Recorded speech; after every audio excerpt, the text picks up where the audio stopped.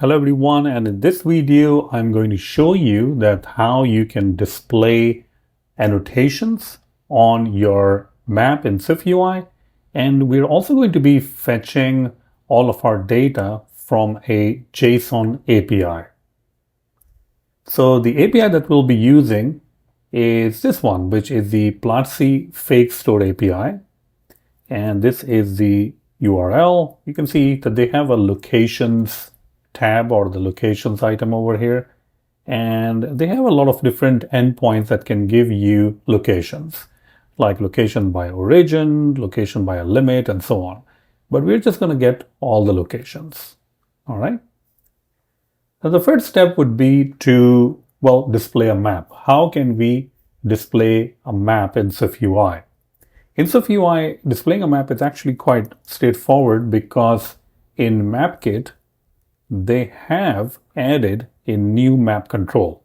So I can simply say map, and boom, that's the map that's being displayed. Pretty cool, right?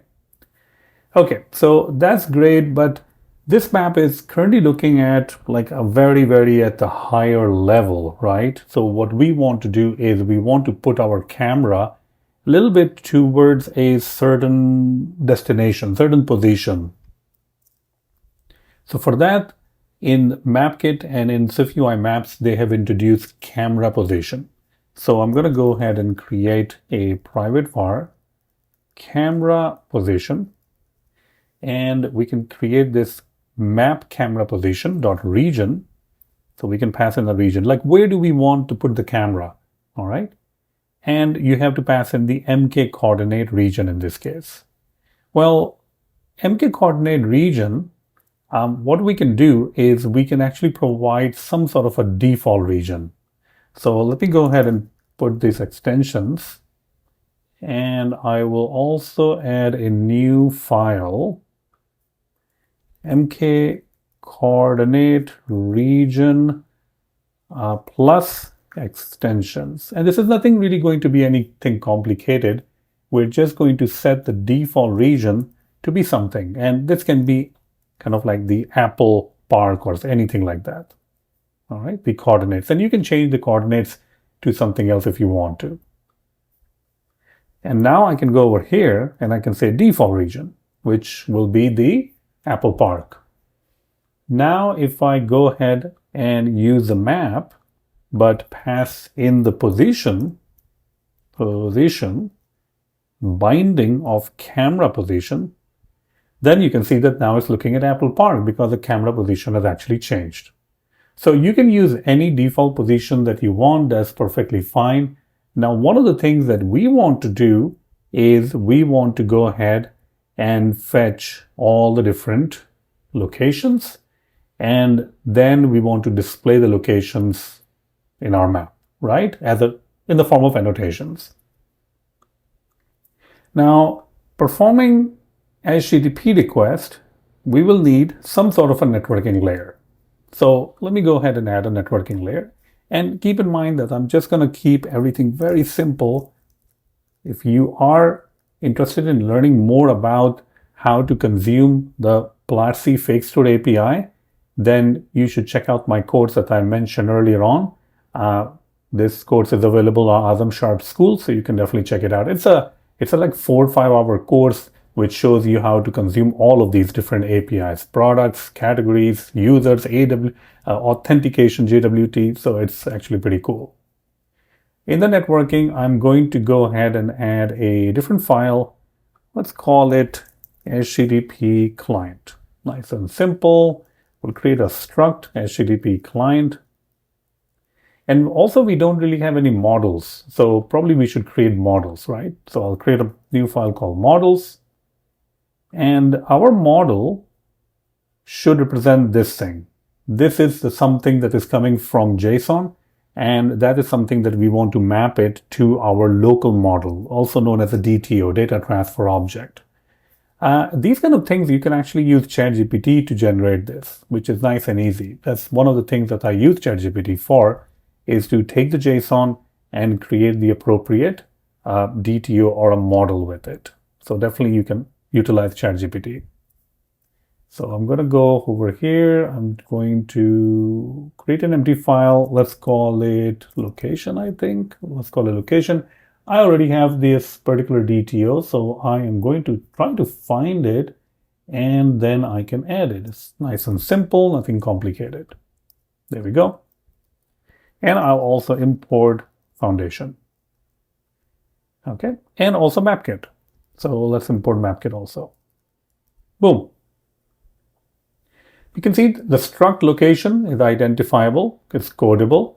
It has all of these different properties that are available from the JSON that is being returned to you. And it does have a computed property. So if I ever wanted coordinate, I can simply use this property to get the coordinate, which is a combination of latitude and longitude. Let's go back to the HTTP client. All right. In the HTTP client, I can create a function called fetch locations. And again, I'm just going to create it as a very simple way that I can actually do that. All right.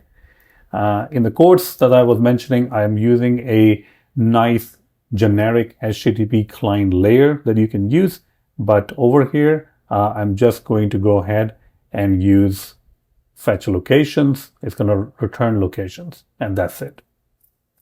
So what are we trying to do? Well, we need locations. So let's go ahead and string.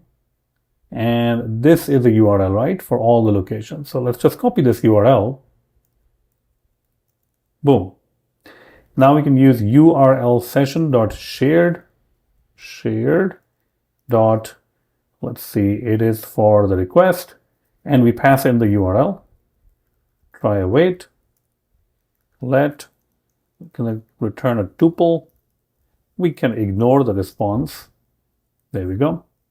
And then we can decode it. So I can say JSON decoder.decode, and I think it's already coming up, so that's fine.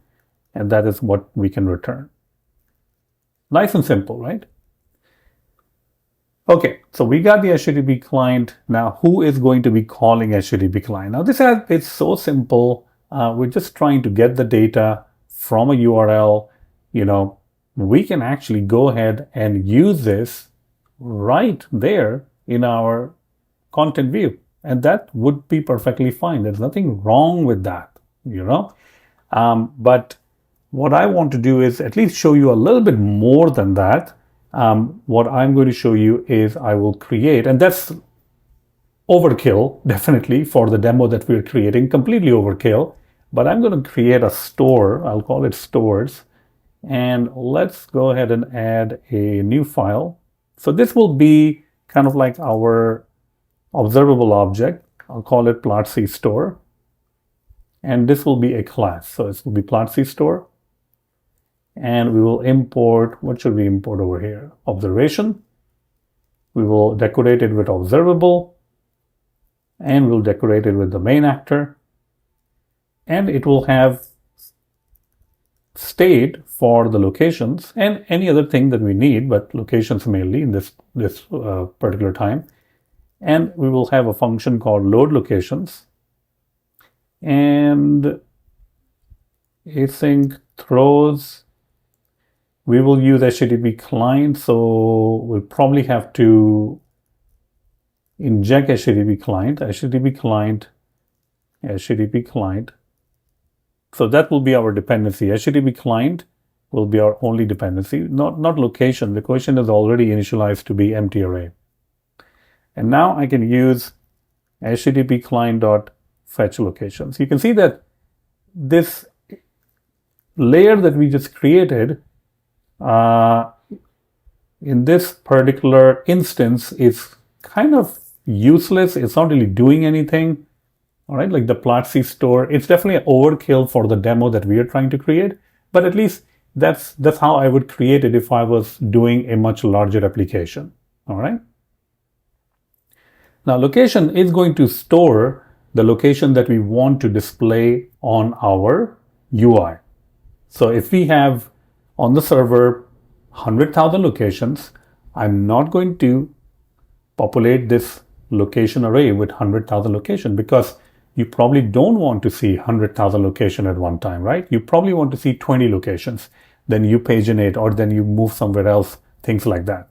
So this will only reflect the state of the UI. So that's a very important thing to consider, all right? And the source of truth in a server application will always be the server. That's the source of truth. Okay, so we'll go back to our content view. I can go ahead and inject this. Since it's an environment object, I can inject it right there, Platzi Store, HTTP client.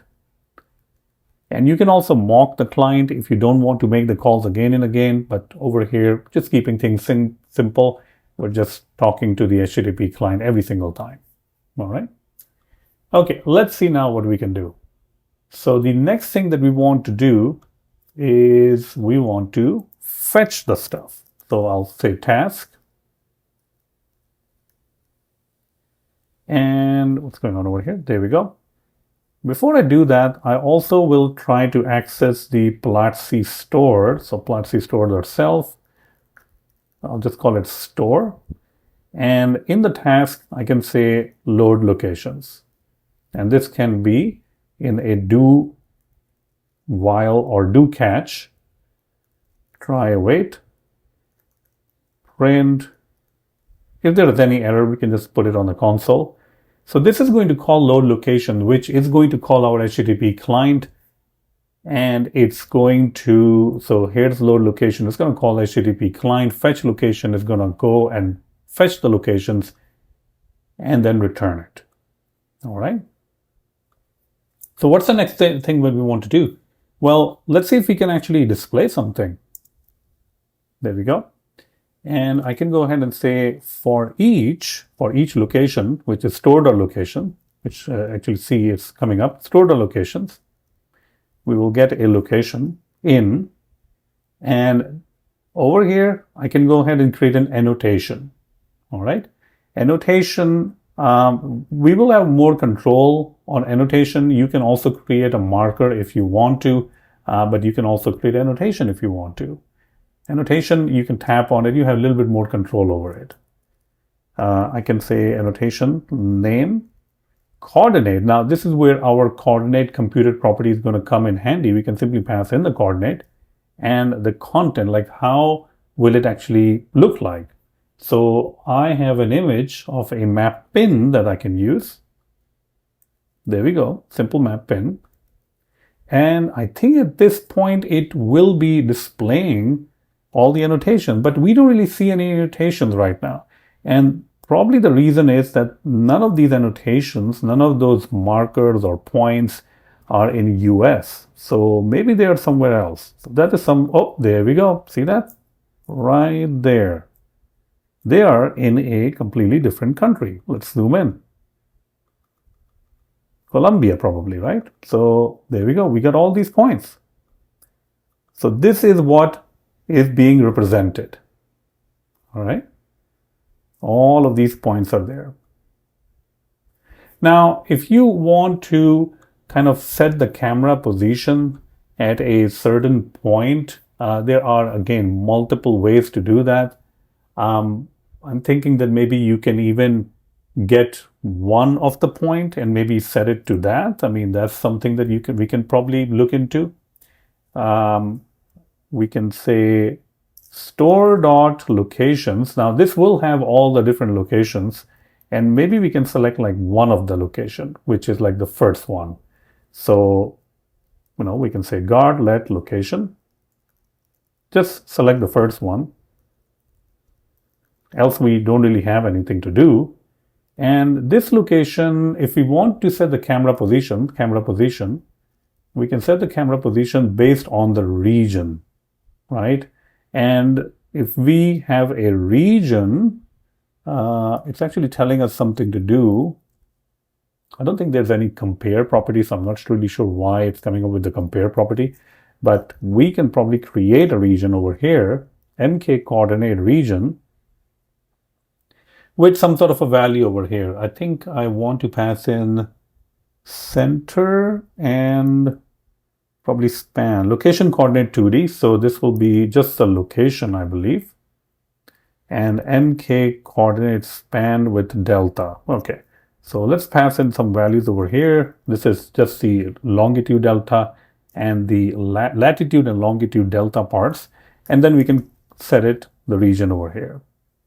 I think it's comparing about the location.coordinate, sorry, yeah. And now it's saying that you cannot assign it over here. I think we have to say region and then pass in the region. Now it's going to set it to the first region. See that? And it looks pretty fine. I mean, you can set it to any other region if you want to, but let's say that if I, go somewhere else and I refresh the screen, see that? So it kind of refreshes, loads all the things, and it is just displayed over here. So I think that's pretty cool that we are able to get the data from a JSON API and able to display it on our map, and it looks really nice. You have complete control of how the annotation will be displayed. Right now we're using the image, but you can use something else if you want to. All right. So that is pretty cool that we can do all of that stuff. Okay. So in this tutorial, you learn that how you can fetch the data through the use of a JSON API. We created our really small HTTP client with one function, fetch locations. We also created a Platzi Store, all right? And then we displayed all of this information on a map. Now, if you are interested in learning more about it, I do have an amazing course for you. If you go to adamsharp.school, and if you go to courses, Adam Sharp Pro member only, if you open it up, you will find out that I have a brand new course over here, which is Platzi Store API integration with SwiftUI. So this course is around like maybe 4 hours long, and it covers the Platzi Store API integration. So remember that API that we were looking at, the Platzi Store API, right here, this one. It has authentication also. It has a lot of different things. So the course that I'm mentioning over here, it is going to be covering all of that stuff. See that? Refreshing access token, generic client, displaying location details, profile screen, so sign in, sign out, login, persistence, adding categories, displaying categories, adding products to the category, product details, adding product, deleting products, everything. If you just do this one course, you will have an idea, you will have a very good understanding of how to deal with JSON requests and APIs, along with authentication, JWT authentication, which is pretty much used in every single application that you will write, right? Some sort of authentication will be there. So this is a great course. Check it out. I'll get the link right there in the description. Hopefully you will enjoy it. And that's it. Thank you so much. And check out adamsharp.school for more courses and one-on-one coaching also, and workshops, a lot of stuff. All right. Thank you so much. Hope you enjoy it. Thank you.